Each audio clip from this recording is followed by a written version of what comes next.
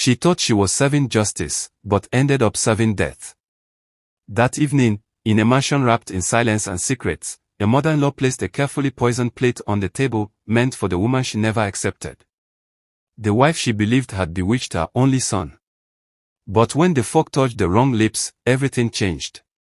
He gasped, clutched his chest, collapsed before dessert. And in that frozen moment, her world shattered. Because she didn't just lose a son, she destroyed the one thing she claimed to be protecting. What pushed the mother to cross the line between protection and murder? And when the truth comes out, who's really to blame, the woman she tried to kill, or the hate she refused to let go of? This isn't just a story about family betrayal. It's a story about a poisoned plan, and a twist so devastating, you won't see it coming. Don't blink, because what happens next will haunt every mother who's ever said, "She's not good enough for my son." The chandeliers above the dining room glowed like guilt. They dripped light onto polished marble, reflecting a home built on appearances, shiny, still, and silent. That evening, in the house of Nigeria's most beloved billionaire, everything looked perfect. The air smelt of roasted duck, jasmine, and something else, something no one could name.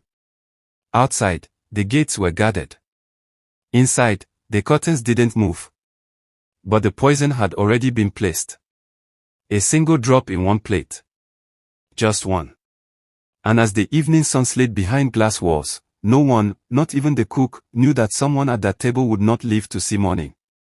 The woman behind it all, Mama Geraldine, smiled as she walked past the mirror in the hallway. Her geli sat like a crown, proud and intentional. She had worn royal blue, the same color she'd worn the day her son graduated from Oxford. Back then, she held his arm with pride. Tonight, she held something colder in her chest. The poison wasn't bitterness, it was purpose. She told herself this wasn't murder. It was rescue. Her son had fallen under a spell. And the woman who cast it, his wife, Adana, sat in her house, enjoying her son's wealth, like a queen without a kingdom. Geraldine hadn't always hated Adana. At first, she had smiled at the idea of her son falling in love. But then came the lies, the missing money, the late-night calls with no answers. Then came the day Geraldine found the old shrine pictures in Adana's drawer. That day, something inside her snapped. She believed her son had been charmed, enchanted, controlled. And the more she prayed, the more she fasted, the deeper her certainty grew. God wasn't responding fast enough. So she decided to do what any loving mother would do when prayers fail, fight fire with fire. She remembered the herbalist clearly. A hunched man with eyes like cracked glass, who smelled of dust and regret. She never gave her name. He never asked. She only said she wanted a woman to stop breathing. Slowly. Not painfully, but final. The man gave her a tiny bottle with a dark liquid, warning her to mix just a single drop in hot food. The rest would be absorbed by steam and scent. And no one would trace it, not in soup, not in meat. She paid in cash. Walked out slowly. And went straight to her pastor the next day. Dinner was scheduled for 7 p.m. Her son, Boma, always loved family dinners, especially since marrying Adana. They had been married for 5 years, but Geraldine had only lived in the mansion for the last one. She claimed it was loneliness. But it was surveillance. She needed to see with her own eyes how far Adana's claws had dug in. Every night, she watched them laugh together. Every morning, she heard whispers through the wall. But tonight, none of that would matter. Tonight, Geraldine had prepared the meal herself. Ofnsola, Boma's favorite. And she would serve the wife personally. In the grand dining room, 3 plates waited. Silver cutlery rested on napkins folded like lilies. Geraldine placed the bowls of soup in front of each seat. Her hands were steady, but her chest pounded like a drum of war. Her lips trembled as she leaned forward, gently adjusting the poisoned plate to Adana's usual position. The room smelled like home, but nothing felt like it. She took her seat at the head of the table, her heart echoing behind her ribs. The chandelier above flickered once. Just once. Like a warning the universe whispered, but she didn't listen. Adana walked in late. Elegant in a gold dress, her smile effortless, her arms wrapped lightly around Boma's. He looked relaxed, happy even. The kind of happiness that made Geraldine's stomach twist. As they settled into their seats, Geraldine studied Adana's hands, flawless, gentle, cursed. She studied her son's eyes, soft, blind, trusting. The meal began. Spoons clinked. Laughter floated like perfume. Geraldine ate slowly, waiting. Watching. Adana lifted her spoon, blew softly, and smiled. But then, without thinking, Boma reached across, laughing, and switched the plates. I want your portion, darling. Yours always tastes better, he said. The wrong fork touched the wrong lips. Geraldine's smile froze. Her fingers stiffened around her spoon. Time stopped. Boma's lips touched the edge of the poison soup, and he chuckled at his own joke. The bite went in. He swallowed. Then blinked. Something rippled behind his eyes, confusion, then pain. His hand flew to his chest. A low gasp escaped him, sharp and animal.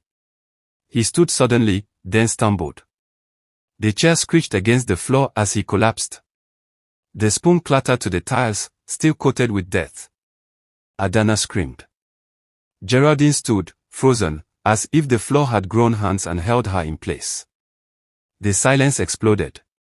In that moment, the mansion became a tomb. Adana dropped beside him, shaking, screaming his name. Blood drained from his lips. His eyes fluttered like moth wings, then locked onto his mother's. For 1 second. One long, piercing second. And in that look, she saw recognition. Not of her love, but of her betrayal. She knelt. She wept. But not from sadness, yet. From disbelief. This wasn't supposed to happen. This was not how justice looked. Boma wasn't supposed to die. He was supposed to wake up, freed. Redeemed. Safe. But now he lay broken, and Geraldine's hands were soaked in silence. The maids rushed in. The butler called emergency. But it was all noise. In Geraldine's mind, only one sound played, the heartbeat she would never hear again. She kept whispering, no, as if repetition could rewind time. Adana held his head on her lap, crying out prayers that sounded like curses. The chandelier kept shining, undisturbed. Somewhere in the distance, a bird screeched. And outside, on the street beyond the gates, life continued as if nothing had shattered inside. Geraldine stood by the table, watching her son's body grow still. Her breath slowed. Her words spun. And her soul cracked. Before the ambulance arrived, she had already thought of 3 lies. But each one tasted like ash. The poison bottle was still in her room. The herbalist would never speak, he'd vanished from the address she found. But Adana would. Adana would scream. She would accuse. She would dig. And Geraldine knew she couldn't bury this mistake like others. Not this one.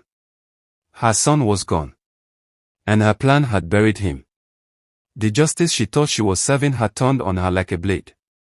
And for the first time, she wondered, had she been wrong all along?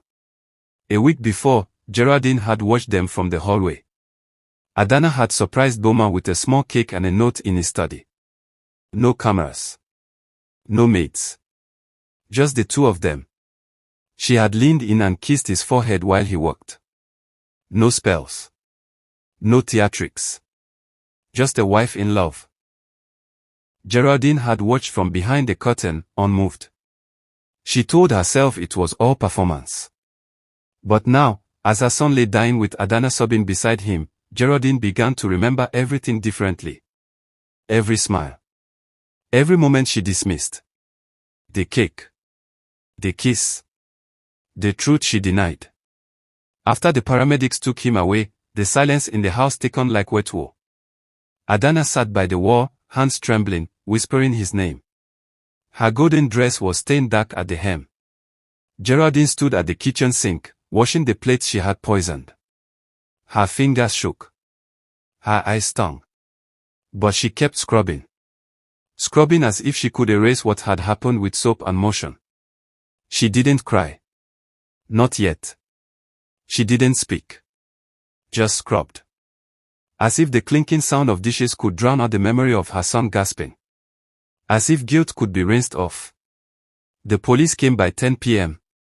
Calm but cold. The officers moved through the house like they'd done this before. Questions were asked. Geraldine answered with trembling grace. Adana, still in shock, barely spoke. A detective took a picture of the remaining soup. Another collected the utensils. Someone asked for the cook. Geraldine offered that she had made dinner herself. Just a mother caring for her son, she said. And for a moment, the detective smiled. But behind that smile was suspicion, a slow-moving shadow that would later grow teeth. Geraldine saw it. And for the first time, she was afraid. She did not sleep that night. Neither did Adana. In different corners of the mansion, they sat like ghosts, one haunted by loss, the other by truth. Outside, the night folded over Lagos like a blanket soaked in whispers.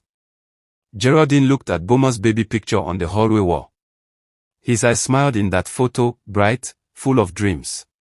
She had loved him with everything she had. But love had turned to control. And control, to fear. And fear, into something darker. As the night deepened, one thought refused to leave her mind. What if Adana was never the enemy? The silence after Boma's death was not peaceful. It was the kind of silence that followed a bomb, thick with dust, heavy with questions. The mansion no longer felt like a home. It became a crime scene of the soul. Geraldine walked its halls like a sleepwalker, her slippers dragging against the marble floors. Her thoughts didn't flow, they splintered. Memories of Boma's childhood mixed with visions of his final breath. She could still hear the metallic rattle in his throat. Could still feel the weight of that moment when his body gave up. And she had no one to blame. The autopsy report came faster than expected. A single sheet of paper, clinical and cold, carried the verdict, poisoning by unidentified alkaloids. The dose was small, but potent. Boma's system had no defenses. The compound was rare, natural, and barely traceable. Whoever had administered it, the report suggested, knew what they were doing. Geraldine read the paper in the study while Adana stared out the window in the living room. Neither woman spoke. The gap between them wasn't just emotional now, it was criminal. They shared grief, but not trust. One had lost a husband. The other had taken a son. Rumors began to leak, first among the staff, then into the streets. The butler had overheard Adana crying, screaming that someone had done this to them. A housemaid mentioned the sudden appearance of herbal bottles in the pantry. And Geraldine, once untouchable in her son's empire, now felt the eyes of suspicion inching closer. She heard the whispers through the walls, how the soup had tasted different, how the matriarch had insisted on cooking that night, how she'd smiled too tightly before the meal. Even the walls no longer protected her. They seemed to echo one sentence, "You killed him." The lawyer arrived 2 days after the funeral. His name was Obiora, and his face was carved in solemn stone. In his briefcase sat a sealed copy of Boma's will, untouched since their last amendment. The reading took place in the same room where the poisoning occurred. Geraldine sat stiffly on the edge of the leather couch, Adana beside her, draped in black. Obiora's voice was soft but firm. Most assets, he said, were transferred to Adana. The mansion. The company shares. The personal savings. Geraldine received a monthly stipend and ownership of a countryside bungalow. Her fingers curled inward. Adana didn't react. She simply blinked, face blank as snowfall. But Geraldine felt it. That tightening of her own lungs, that twist in her gut. Everything Boma owned now belonged to the woman Geraldine tried to erase. Her chest burned with confusion. Was this justice mocking her? Obiora continued reading, but Geraldine no longer heard the words. Her mind churned with fury. She had not only lost her son, she had handed everything over to the woman she blamed for destroying him. And the bitter irony hung in the air like incense, thick, perfumed, and impossible to ignore. Later that night, Geraldine stood in Boma's old room, untouched since his death. His scent still clung to the sheets. His watch still ticked quietly on the bedside table. She picked it up, listened to the rhythm, and wondered how something so mechanical could still live while her son did not. Then she noticed the envelope, partially hidden beneath the mattress.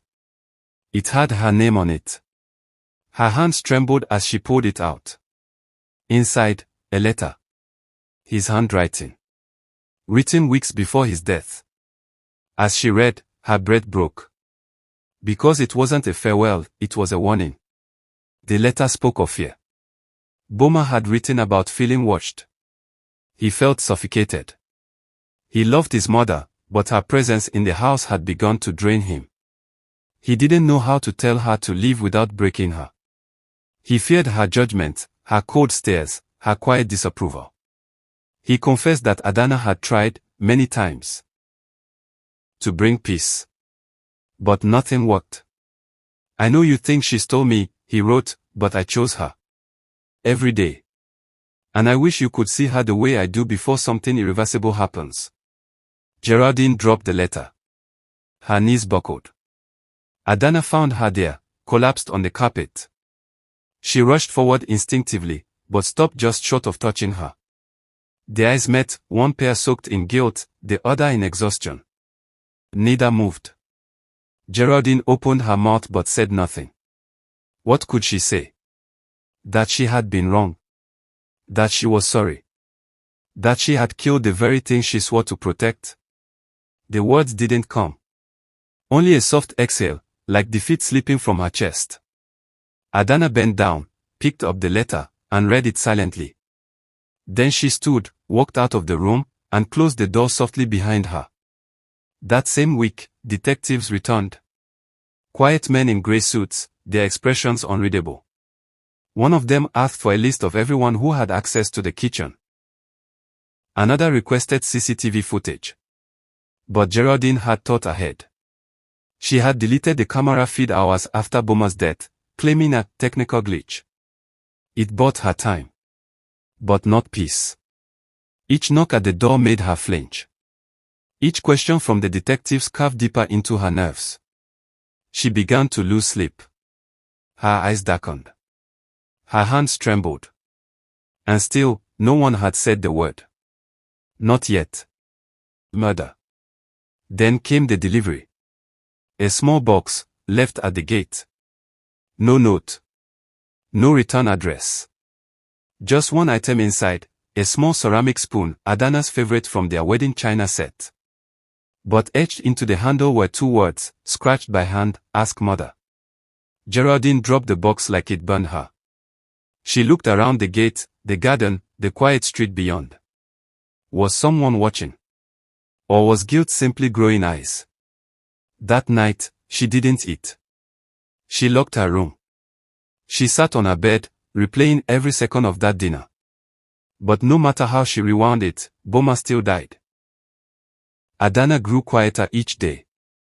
She no longer wept in public. She didn't scream or accuse. She simply faded into stillness, like a candle burning down to nothing. But silence is never empty. Hers was loaded with questions, with suspicion, with waiting. One morning, Geraldine found her in the garden, staring at a single hibiscus flower. It was Boma's favorite. He once said it reminded him of her, bright, resilient, gentle. Adana didn't turn when Geraldine approached. Didn't blink. Just whispered, he didn't deserve this. Geraldine opened her mouth again. But the weight of what she carried kept her words buried. The private investigator came 2 days later. Hired by Adana. Discreet, professional, unshakable. He didn't ask many questions. Just collected evidence quietly. Within 48 hours, he discovered the herbalist, tracked through a cash transfer Geraldine had made to a rural pharmacy the week before the poisoning. The herbalist had disappeared, yes. But he had a son. And that son had found the bottle. Still sealed. Identical to the one used in the soup. The label had fingerprints. And Geraldine's were among them. The investigator said nothing to her. He didn't need to. The silence that followed spoke louder than any accusation. Geraldine began packing that night. Quietly. Slowly. As if movement could delay consequence. She folded her clothes mechanically. Packed the photo albums. Took one last look at the room she had ruled like a queen and ruined like a fool. She thought of leaving before dawn. Disappearing. Flying to her cousin's house in Ghana. But as she zipped her bag, she saw Boma's face in her mind again, not smiling, but gasping. And she froze. She could run from the police. From the press. Even from Adana. But she could not run from her own blood. And her blood had now become a ghost. Adana walked into her room without knocking. She held the investigator's file in one hand, her wedding ring in the other. Her face was unreadable. Geraldine turned slowly. Their eyes met, this time not with fire, but with ash. The ring slipped from Adana's hand onto the floor, landing beside the suitcase. Then she placed the file on the table, turned, and walked out. No words. No threats. Just a silent transfer of truth. Geraldine stood there, trembling, understanding fully, her judgment day had arrived, not in a court, but in the eyes of the one she failed to destroy. Later that week, the media broke the story. Billionaire's death linked to family poisoning, splashed across TV screens. Old photos of Boma with his mother and wife filled the airwaves. Whispers turned to headlines. Geraldine could no longer walk the streets. Couldn't attend church. Couldn't hide behind legacy. The truth had cracked the walls she built around her image. And the world was watching. The trial was imminent. The detectives returned one final time, this time with a warrant. Geraldine didn't fight. She packed neatly. Put on her head wrap. Took one final glance at the house. Then stepped into the car without protest. She sat in the back seat of the police cruiser like a woman both relieved and ruined. Her hands stayed folded. Her lips sealed. No tears. Just silence, the same silence that had started this, and the same silence that would end it. Outside, Lagos moved on, traffic, street vendors, church bells. Life continued. But inside that car, time stood still. Geraldine no longer knew if she was the villain or the victim.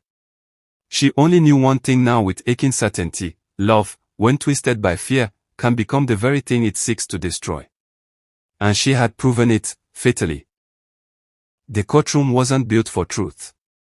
It was built for judgment. Its air smelled of old wood, cold fear, and public spectacle. Geraldine sat behind the defendant's table, a cream shawl around her shoulders like a failed attempt at dignity. Her face was pale, no makeup this time, only aging shadows under her eyes. The gallery was full, reporters, curious strangers, even church members who once called her Mama G. Cameras were banned, but judgment needed no lens. Every whisper felt like a blade. Every glance, a verdict. And the woman once feared and respected, now sat like a story unraveling in real time. The prosecutor didn't need theatrics. The evidence spoke loudly. A rare plant-based poison. A deleted camera feed. A payment to a herbalist tied to Geraldine's account. Fingerprints on a bottle that should have never been there. A sudden insistence on preparing dinner that night. The pieces snapped together like a puzzle soaked in blood. When he paused, the courtroom hung on the silence. When he spoke, it sounded like truth. Geraldine didn't argue. Her lawyer tried, but the facts outweighed the excuses. And through it all, Adana sat at the back, veiled in black, eyes dry but never blinking. But the trial revealed something no one expected. Something hidden in the corners of grief. The defense uncovered new testimony, from a housemaid, one who had left a week after the incident. She claimed to have seen Adana weeks before the poisoning, speaking to a strange man at the gate. Not Boma. Not staff. Someone else. The court grew restless. Adana looked up slowly. Her hands tightened around her purse. For the first time since Boma's death, her composure cracked, not from guilt, but recognition. The man in question was not a stranger. He was her ex-fiancé. A name Boma never knew. The court called him in. He sat with a smirk that didn't belong in a room of mourning. He confessed, boldly, casually, that Adana had once come to him for clarity. That they met twice after her marriage. That Boma had grown distant from her and that she needed someone to talk to. The gallery gasped. The judge raised a hand. And Geraldine, she turned slowly toward Adana, her eyes filled with a new question, was I wrong about you after all? But Adana didn't flinch. She stood calmly, requested the chance to speak, and when granted, dropped a truth that fractured the air. She said she went to her ex not for love, but protection. She believed someone was trying to harm her. She had received a note slipped under her door, warning her to stop eating anything served directly by Geraldine. She thought it was a prank. But the second note came with a dead bird wrapped in cloth. She panicked. She couldn't tell Boma, he'd call it paranoia. So she went to someone she once trusted. Her ex was a private security specialist. He gave her a discreet pen recorder. The court paused. The room stilled. Adana reached into her purse and brought it out.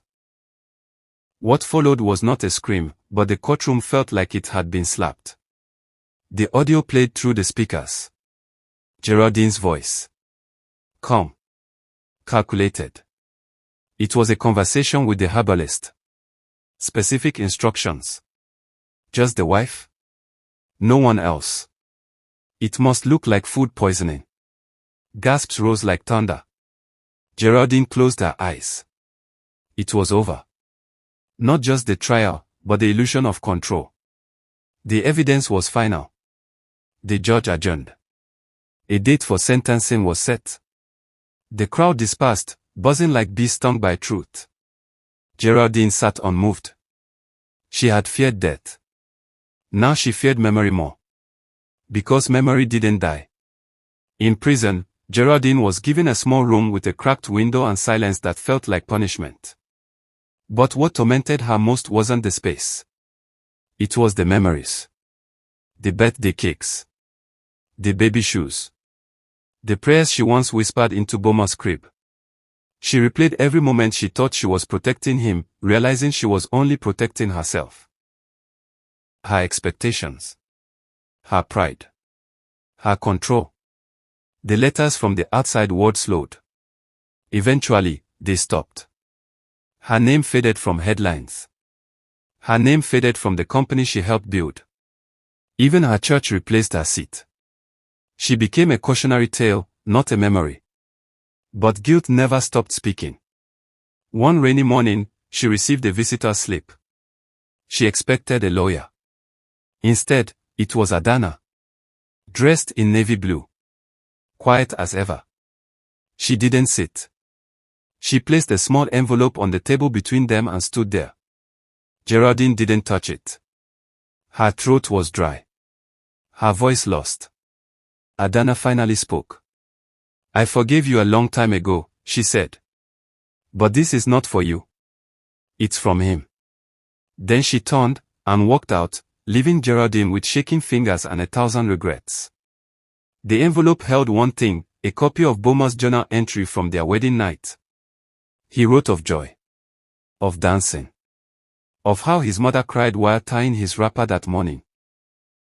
Of how he hoped she would learn to love Adana the way he did. They both have strong hearts, he wrote, maybe too strong. But I believe in them. And I never stop trying to make them see each other the way I see them. Geraldine wept for the first time in months. Not because she lost. But because she finally saw. And in that realization was a grave deeper than any prison cell. She had poisoned the bridge between love and healing. Time passed. The court sentenced Geraldine to 22 years. She accepted it without appeal. In her final statement, she said only one thing: let no mother protect her love so violently that it becomes a weapon. The judge nodded. The gavel fell. And history recorded its echo. But the world had already moved on. Another billionaire rose. Another wedding made headlines. Another family danced in the same mansion she once called home. But deep within that story, a warning remained, etched in silence, soaked in blood, and sealed with a twist. Because weeks after Geraldine's sentencing, the investigator sent Adana one final update. He had traced the dead bird. It hadn't come from Geraldine's house. It had been placed there by someone else. Someone tied to the herbalist, yes. But not on apparel. A rival of Bomas. One who had paid the herbalist to sell the same poison twice, to two clients. One targeting Adana. The other, unknown. Geraldine's purchase was real. But she had not been the only one with poison that night. The dish meant for Adana had been poisoned twice. By two different people. For two different reasons. The truth, Adana realized, was more twisted than hate. She stood in the garden behind the mansion one last time, hibiscus in hand. She stared at the sky, not to pray, but to breathe. Somewhere far away, Geraldine read the investigator's final letter in her cell and realized she was not the only architect of her son's death. But guilt doesn't share space. And even if others had poisoned the soup, she had lifted the spoon. Intention or not, her love had worn a cloak of murder. And for that, she would carry the weight. Not just as a prisoner, but as a mother who crossed a line no one should. Back in Lagos, the story faded from the tabloids. The mansion was eventually sold. The brand was rebuilt. But in small churches, women still whisper the tale of a mother who loved too hard, a son who died too soon, and a wife who forgave too deeply. The tale became myth. Then lesson. And finally, warning. Not all poison comes in bottles. Sometimes, it walks in high heels. Smiles politely. And says it's doing this, for love.